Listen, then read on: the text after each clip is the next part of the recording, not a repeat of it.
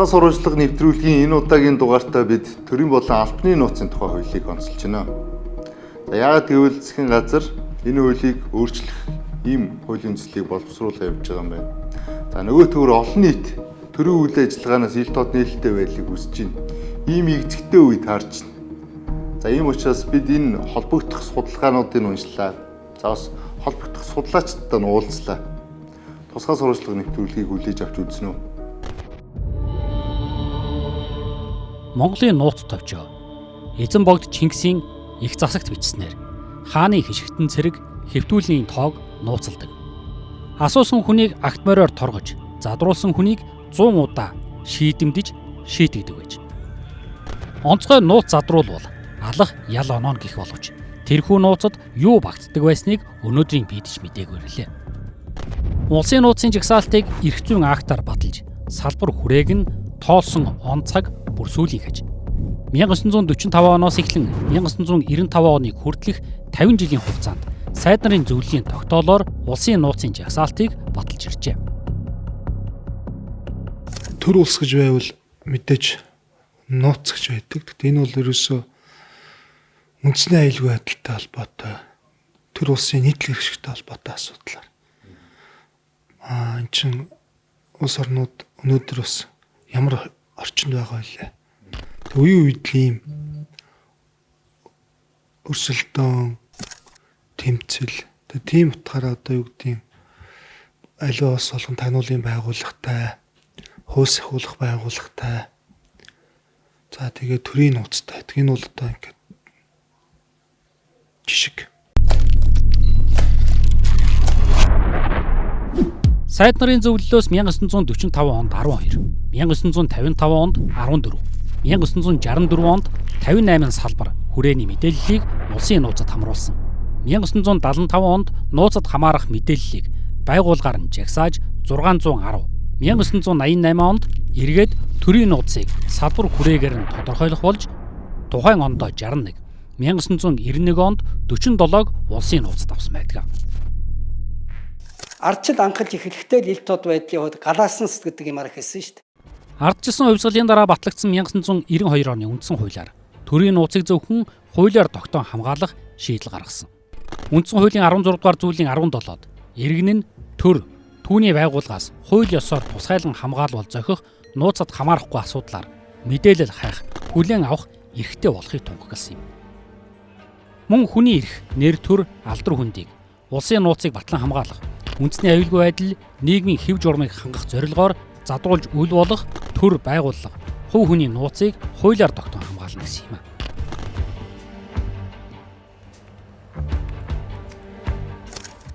За төрд ажиллаж байгаа албан тушаалтнуудын тархин дотор нэг ийм би чухал ажил хийж байгаа. Энэ чухал ажлыг заавал эдгээр мэдэх албагүй, би мэдж яхад л хангалттай гэдэг нэг ийм хандлага байгаа тоххой.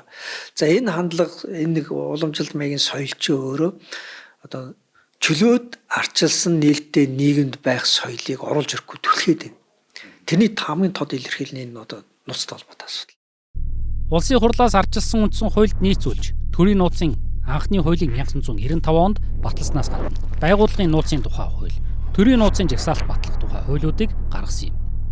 1995 оны 4-р сарын 18 төрийн нууц гэж Монгол улсын хууль тогтоомжийн дагуу төрийн нууцад хамруулсан тус улсын гадаад дуудлага, эдийн засаг, шинжилгээ ухаан, техник технологи, батлан хамгаалах, тагнуул, сөрөг тагнуул, гүйцэтгэх ажилтай холбоотой бөгөөд задруулал үндэсний аюулгүй байдалд хор хохирол учруулах мэдээллийг томьёолол, дүрс зураг, дохио тэмдэг, техник технологийн шийдэл болон үйл ажиллагааны хэлбэрээр өөртөө агуулж байгаа мэдээ баримт бичиг, эд зүйл, объект, үйл ажиллагааг хэлнэ. Холбогдох хууль зааснаар төрийн нууц нь онц чухал нууц, маш нууц гэсэн хоёр төрөлтэй. Ийм тамга дарагддаг. Байнга эсвэл 20-30 жилийн хугацаанд нууцладаг. Ер нь төрийн нууц гэвэл их өөр ойлголт. Улсын нууц бай гэж байна уу гэхээс төрийн нууц гэж байх ч. 1995 оны 5 сарын 16 байгууллагын нууц гэж хүний эрх, нэр төр, алдар хүнд тухайн байгууллагын хууль ёсны ашиг сонирхлыг хамгаалах зорилгоор холбогдох хуулиар нууц гэж тогтоосон мэдээ баримт бичиг бийцүүлэх хэл. Байгууллага нууцаа өөрөө хамгаална. Бизнесийн нууц гэдэг энэ ойлголтыг байгууллагын нууц гэдэг үгээр илэрхийлсэн. Ер нь бол хуучин уламжлалаас л эхэлсэн байх. 92-ийн үндс хуулийн дараагаас эхлээд тий албаны нууцаас өмнө.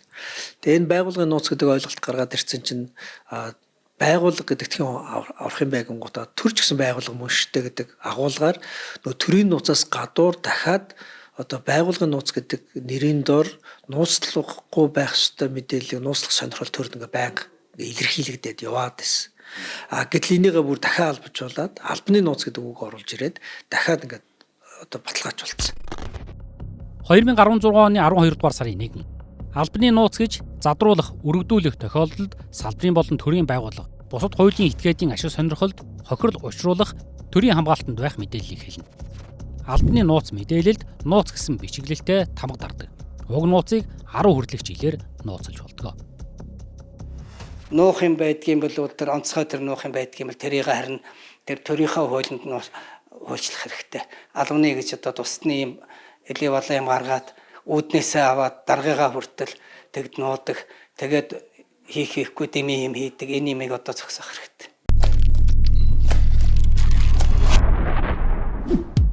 За бид бол төр хэмлэг, цэцэрлэг сургууль, за ажлын газар, татвар цагдаа, хэлийн шалган, за хороо хорин, өрхийн хэмлэг гэдэг ч юм уу. Ийм байгууллагууд бүх мэдээлэл өгж байгаа. Ерөөсөө хүмүүс төрхөөс өгөх хүртэлх бүх мэдээллийг төрд өгж байгаа. Төрөөс үйлчлэгээ авах болгондоо мэдээлэл дахин дахин өгж байгаа. Төр өөр цугларсан энэ мэдээллээ эргээд бидэрт үйлчлэгээ хэлбэрээр үзүүлж байна. Ийм өнгө байлээ гэдэг. За төр өөртөө цуглуулсан иргэн аж ахуй нэгж болон төрийн байгууллагуудтай холбоотой мэдээлэл ерөөд нь 3 ангилж байгаа. 2021 онд гарсан нийтийн мэдээллийн хил дод байдлын хуулиар мэдээллийг нээлттэй гэж ангилж байна. Хязгаартай хаалттай. Хязгаартай хаалттай гэдэг мэдээлэл нь одоо бидний ярьж байгаа төрийн болон албаны нууцын тухай ойлголт.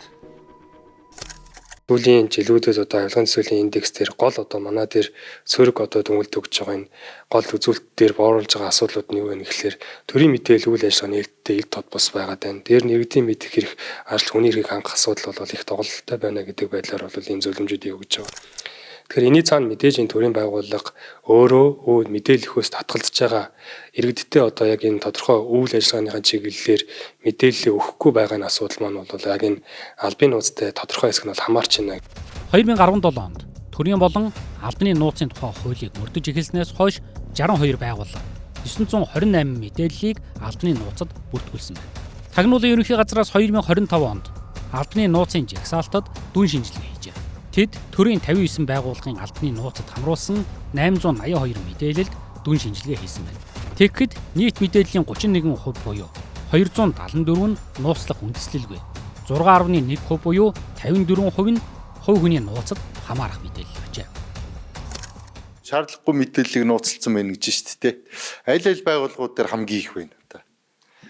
Яг байгууллагын бүрээр нь бол мэдээлэл нь бол дэлгэрүүлж бид нь бол тагнуулын байгууллагаас бол аваагүй байна. Ерөнхийдөө бол мэдээллийн жагсаалттай дүн шинжилгээгээд ийм одоо дүр зэрэг гарч ийнэ гэдэг бол тагнуулын ерхий газар бидэнд мэдээлэлээр ирүүлсэн байна. Тийм учраас бол хэрэглэх газар, засгийн газрын зүгээс бол энэ мэдээллүүдийн үнэлэхгүй хүрээр нууцлаад байгаа бол энэ одоо асуудлуудыг бол бүгдийг нь хэл болох ажлыг бол зохион байгуулаад тагнуулын ерхий газар өөрөө энэ асуудлыг одоо өдөртөн зохион байгуулаад гэдэг байдлаар засгийн газрын уралдааны тэмдэглэл гарсан. Төрийн болон албаны нууцын тухай одоогийн хуулиар засгийн газраас өнгөрсөн 9 жилд 575, давхцалгүй тоогоор 404 мэдээллийг төрийн нууцад хамруулжээ. Уг хууль батлагдахаас өмнө төрийн нууцын жагсаалт батлах тухай хуулиар 60 салбар хүрээний мэдээлэл төрийн нууцад хамаарч байсан. Тэгэхээр ингээд төрийн нууц, албаны нууц, байгууллагын нууц гэдэг энэ 3 гарчийн дор одоо нийгэмд ил байх ёстой маш олон мэдээллийг албан тушаалтнууд өөрсдийнхөө үзмжээр ингээд нууцлах боломжийг олгоод за энээсээ болоод нөгөө нээлттэй нийгэм маань хаалттай болоо хувирсан. Мэдэх хэрэгтэй иргэд маань мэдэх хэрэггүй болоо хувирсан. Мэдээллийн хонс байдлаасаа болоод олон нийт төр хяналт тавьж чадахгүй. Нөгөө дагаар шийдвэрээ бүрэн дүүрэн одоо зохистойгоор гарах чадамжгүй болоод хувирсан. Төрийн худалдаа авалтыг нууцад хамааруулж цаана нь бусдад давуу байдал олгодог, авилга авдаг гэх хардлагч байдаг. Шүүхийн шийдвэрч байдаг. Төрийн болон албаны нууцын тухай хуулийн автор нь хууль зүйн доктор Өнөр Баяр. Өмнө нь үндэсний аюулгүй байдлын зөвлөл авилгатай тэмцэх газарт ажиллаж байсан тэрээр 2016 онд ерөнхийлөгчийн зөвлөхөөр ажиллаж байхдаа уг хуулийг батлуулсан юм а. Яг хууль нь бол тийм муу хууль уг нь биш. Тэгээ нэг юм асуудал болонгууд одоо Монголын нэг зөвлөх нь асуудал үүсгэхээр өөрөөсөө дандаа хоролдуулдаг. Албан тушаалтан бол буруугүй, дарга бол буруугүй, сайд буруугүй. Засгийн газрын хууль буруу гэж. Яг үүндээ хуулиа өөрөөсөө зөв хэрэглэж чадахгүй байгаа байхгүй юу? А хуулийг ингээд тогтворгүй байлгаад нэг тийм олигтой сайн зүйл биш. Ер нь бол зарчим. Тэгээс хууль дээр шалгуур нь байхгүй ш. Байгаа. Төрийн байгууллага албан тушаалтан албаны нууцад дураар авахгүй гэж байгаа байхгүй тэр үл дээр. А заавал тагнуулын байгууллага урьдчилж манайх энийг албан нууцад давал болж гэнэ болохгүй. Тагнуулын байгууллагч өөрөө өгнүүлээд дүгнжлээд энэ мэдээлүүд нь зайлшгүй хэр үндэсний аюулгүй ямар хэмжээнд нөлөө үзүүлж магадгүй учраас төрийн аюулгүйд нөлөө үзүүлж учраас эднэрийг бол авч болно. Эднэр бол шаардлагагүй гэдэг юмыг уг нь хэлж өгөх хэрэгтэй. Энд чинь дахиад тагнуулын байгууллага бас үүрэг хариуцлага хүлээж авах асуудал байхгүй юу? Тэрээс ч одоо нэг сайд нь шийдчихдэг ч юм уу, төрийн нарийн шийдчихдэг, яам агентлагийн дарга шийддэг юм бол байхгүй шүү. Тэр зүйлээр халахвч хийгээд иргэдтэй хэвлэл мэдээллийг нь мэдээлэхгүй гэж байгаа бол баг тэр хуулийг хүчингүй болох нь баг илүү дээрдэх юм бол. За манай улсад олон нийтийн мэд хийх болон энэ сэтгүүлчдийн үйл ажиллагааны эрхийг ингээ хамгаалах энэ чиглэлээр тууштай маш олон жил зүтгэж ирсэн юм төрийн бүс байгууллага байдаг. За энэ төрийн бүс байгууллагын нэрийг Global International гэдэг. За энэ төвийн хуульч Пүрэв сүрэн одоогоос бараг 4-5 жилийн өмнө санагдаж байна. Төрийн болон албаны нууцын тухай хууль үндсэн хууль зөрчсөн гэдэг агуулгаар үндсэн хуулийн цэцэд хандж ирсэн. За мэдээж энэ маргааныг ингээ хэлцээ явж байхад олон нийт төдийлөн сайн мэдээлгүй байсан. За ямар ч гэсэн сүүл сонсох нь энэ үн цэцдэр ялагдсан байна. Тухайн үед юу болсон талаар нь бид өөрөөр нь ярьсан. За энэ бичлэгийг одоо үргэе. Бид нар нөгөө хэд хэдэн хуралдаа хийж яхад сервер дээр бол халдлага орж ирээдсэн. Авчиад сонь тэмдэг үсэг зураад персентажн дээр тийм юм байсан. Тухайн үед тагнуулын байгууллагаас ирж уулзсан манай байгууллагын төлөөлөлттэй. За хуульчдын баг өөрөө хэд хэдэн судлаачдаас бүрдсэн. Манай бас хуульч тухайн үед арай их аваагүй байсан тийм үү. Судлаач руу бас ярьсан юм тохиолдол байсан. Тэгээ асуудал юунд байгаа вэ гэхээр эн чинь хуульдаа их наривчл заагаагүй. Нэгт. Тагнуулын байгууллагаас санал болгоно. Саналаа өгнө. Тэн дээр хуралдаа шийдвэрлэжсэн газар. Тэгээд анхнаасаа шаардлагагүй зүйлийг нууцлсан байгаа даа. Тэгтэл зүүн эн чинь өөр анхнаасаа нууцлах шаардлагагүй буюу тухайн шалгуурт хүрээгүй бол нууцлах эсвэл гэдэг зохицуулт үйлчлэн нээлттэй байх хэрэгтэй байхгүй.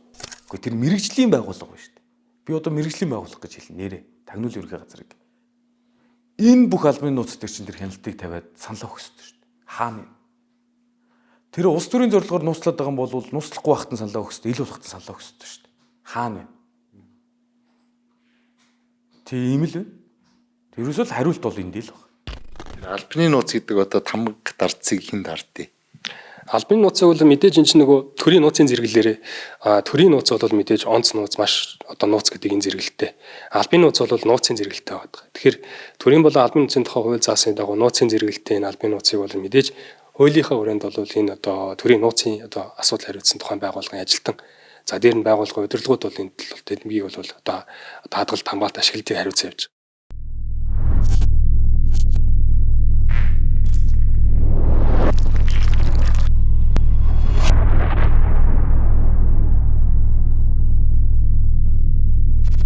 Global International-ийн жил бүр сэтгүүлчдийн дунд олон сэдвээр судалгаа хийдэг.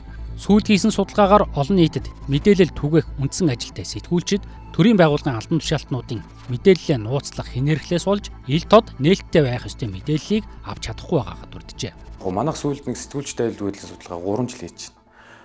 Одоо 22, 23, 24 он гэдэг. Тэгээд 25 оны 5 сар танилцуулдаг. Хэвлэрчлэн нэг өдрөөр. Нийтдээ 274-өөс 387 сэтгүүлч хамруулдаг. Мэргэжлийн редакцид харилцагдаад үйл ажиллагаа явуулж сэтгүүлчтэй 10 баггүй юу? Жил болгоно.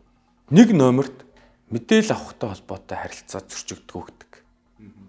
Тэр нь 67-оос 75% хариулж байгаа.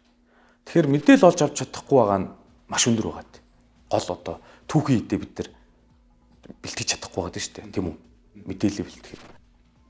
Хууль сахиулагч эсвэл эрх мэдэл бүхий төрийн албан тушаалтан гэж байгаа. 85% зөрчиж байгаа дунджаар.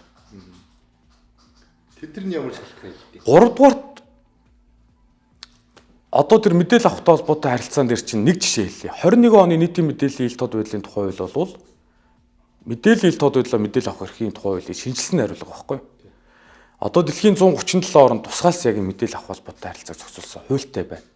Сая одоо ЮНЕСКОгийн 9 сарын 28-ны өдөр гаргасан тоогоор нээлттэй мэдээллийг нэг 68 гэж бичээд одоо консенсус алгуулсан 67 төрлийн мэдээлэл нээлттэй байгаа тийм үү. Тэрний нэг одоо 6 чиглэлийн 600 орчим мэдээлэл нээлттэй байх хэрэгтэй нэрлэн заасан. За бид нар хүний эрхийн үндэсний комисс хууль ба ардчилгааг Канадад төвтэй байгууллагатай хамтраад Global International төв судалгаа хийлээ. Тухайн нээлттэй байх ёстой гэж зохицуулсан харилцааны чинь мэдээлэл одоо хууль хэрэгжээд 3 жил гарсан болсон байна. 22 оны 5 сарын 1-ээс хойш 30 гаруй хувьтай л ил тод болгосон байна шүү дээ. Тэгэхээр 60 эдэн хувьтай нээлттэй гэд хууль дээр бичсэн нөгөө мэдээлүүд чи ил болоогүй. Сэтгүүлч нийтэлж цэрэнж яв. Ил тод байдал санг удирддаг. Уулуурхайн салбарын ил тод байдлыг бий болгох төсөл. Төлсөн авснаа нийтлэл аяныг зохион байгуулж байсан хүн. Тэрээр өөр тохиолдсон хүндрэлүүдээ ингэж ярьлаа. Одоо шилбэл тогтоол 235, 236, 237 гэж явж ясна алгасаа 45 болчихоор тэнд нэг тийм ээ 7, 8, 9 ийм тогтоол байхгүй болчдөг байхгүй те зарцуул. Тэгээ тэнд юу зарцуулсан юм мэдэхгүй. Тэгэхээр өөрөөр хэлбэл нөгөө төрийн мэдээллийг нуух нь бол илүү бас нуух талдаа боловсронгуй болсон байна шүү дээ. Бид нэр авч чаддгүй мэдээлэл бол засгийн газрын нөөц сангийн мэдээлэл. Ерөөсөө авч чаддаг.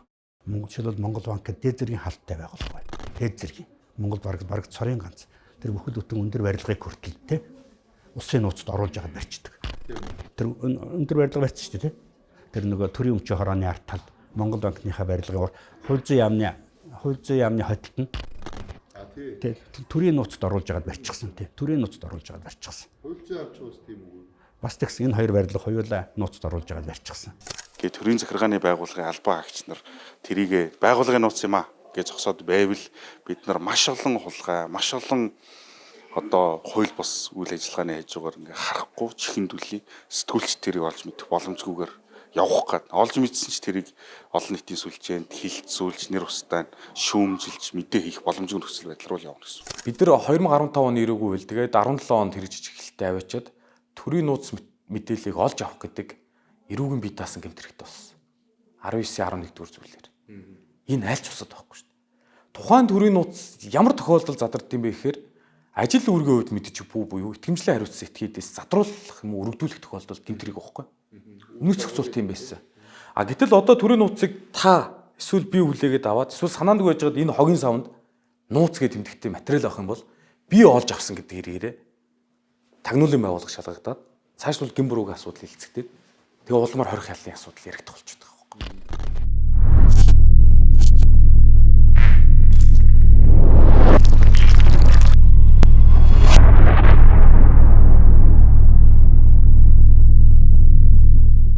– 2016 онд баталсан төрийн болон албаны нууцын хууль 10 орчим жил мөрдөгдчихлөө. За энэ хуулийг нэмж өөрчлөх 2 хууль нэмсэл боловсруулагдж байгаа юм байна. За нэг нь бол засгийн газрын хэрэглэх газар дээр боловсруулж байгаа юм хууль нэмслээ.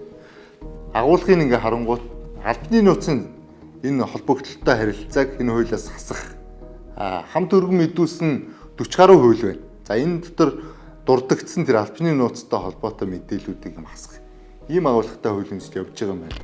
За нөгөө тал дээр одоогоос бараг 30 хоногийн өмнө Арчс намын дарга цогтгэрл Арчс намын бүлгээр хилцсэн асуудлыг хилцэх олон нийтэд мэдээлэхдээ төрийн болон албаны нууцын тухай хууль бид нэр өөрчлөлт оруулнаа. Илүүтэй төрийн нууцтай холбоотой эсгээр гэж ийм мэдээлэл цацсан. Тэрнээс хойш багагүй хугацаа өнгөрчлөө.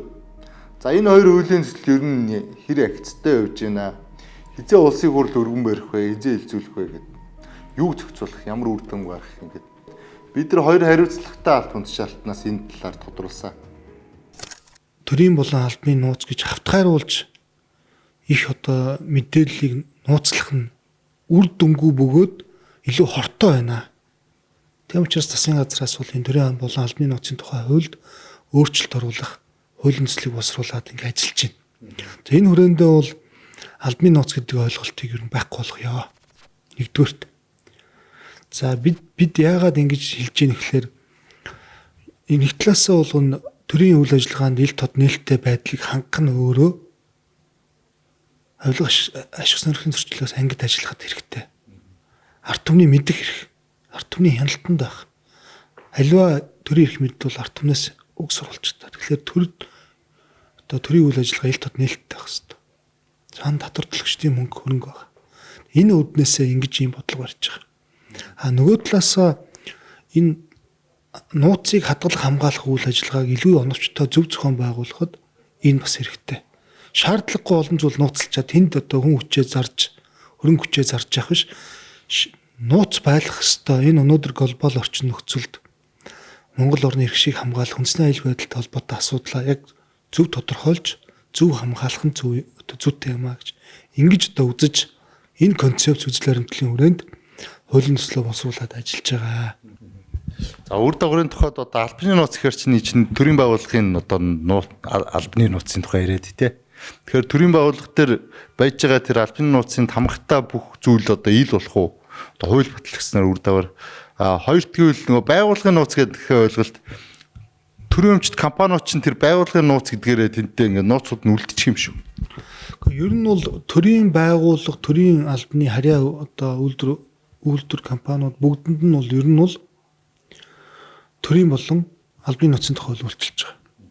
Тэгэхээр цаашид бол энэ албаны нууцын гэдэг ойлголт байхгүй болсноор энд байгаа албаны нууцд авсан бүх мэдээлэл ил тод нээлттэй болох хэрэгтэй. За энийг бол бид энэ хууль эрх зүйн орчны шинжилгээний хүрээнд хийнэ. Нөгөө талаасаа энэ бизнесийн салбарт үйл ажиллагаа явуулж байгаа зайлшгүй одоо ажиллах ёстой ийм нэг төрийн эмчит цөөн компаниуд байгаа. Энэ компаниуд мэдээж бизнесийн өрсөлдөөнд оролцоход зах зээл дээр одоо бусад гадаад улсын компаниуд одоо өрсөлдөхөд мэдээж одоо бизнесийн нууц гэдэг ойлголт байх хэрэгтэй.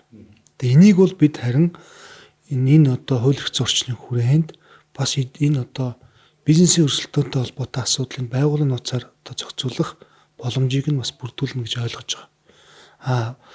Ер нь бол цаашдаа одоо төрийн байгууллага, яам тамийн газар, төрийн өмчит байгууллагуудад бол ер нь цаашдаа бол төрийн нууц гэдэг ойлголт л одоо үйлчлэнэ гэсэн. Улсын хурлын ардсан намын бүлгээс одоо энэ төрийн болон албаны нууцын хуульд нэмэлт өөрчлөлт оруулах тухай хуулийн цэцлэг өргөн байна гэдэг. Тэгээ энэ хуулиар ер нь юу шийдэж байгаа? Та тэр талаар тавьж байгаа. Тэгээ ер нь бол хуулийн үндсэн концепц болон хуулийн бүтэц зохион байгуулалттай холбоотой асуудлаар арс намын бүлэг дээр арс намын дарга цогтгорол танилцуулга хийх юм. За одоогор бол ингээд нөгөө танилцуулга бүрийн хийгдээгүй үндсэн концепц дээр нөгөө намын бүлэг бүрэн ярилцаагүй байгаа учраас бол эцэлсэн байдлаар л ийм концепцтэй гэж шууд хэлэхэд бол одоо эрт байна. Парламент юуг ил болох уу, юуг нууц гэж үзэх үү? Энэ нууцаас хальсан учраас эн чинь байж болохгүй гэх юмчлан олон асуудлыг шийдэх бүр хэрэгтэй байдаг. Гэтэл энэ их парламентаар одоо хүртэл журмлагдаагүй. Зөвхөн засгийн газарт. Нууцаас гарах ганцхан засгийн газарт. Тэгэхэд засгийн газрыг хянах, засгийн газрыг огцруулах, засгийн газрыг томилох, засгийн газрын шийдвэр хүчингүй болгох хэмжлэн одоо бүх эрх мэдэл нь байгаа мөртлөө яг энэ нууц гэдэг зүйлтэй холбоотой асуудал дээр парламент өөрөө ингээд сайн дураараа ингээд хаагаад гар хөлөө боогоц хэлгүй ингээд Каролин юу гэдэг лээ? Королло гэлээ те. Тэр шиг ингээд сууж байгаа байхгүй. Тэгэхээр парламент энэ эрх мэдлээ өөрөө олж авах хэрэгтэй. Засгийн газрын хүлээгээ суудаг биш. Энэ одоо хууль бус байна. Энэ бол нууц болох шаардлагагүй нууц байна. Энэ нууц байсан ч гэсэн олон нийт мэдэх хэрэгтэй. Эннээс болоод нийгмийн одоо хямрал бол дараагийн олон асуудал байгаа учраас энийг ил болгох зарлах хэрэгтэй байна гэдэг дэлхийн нийтийн жишгийг парламентод байгаа эрх мэдлээ одоо парламент өөрөө олж авах хэрэгтэй.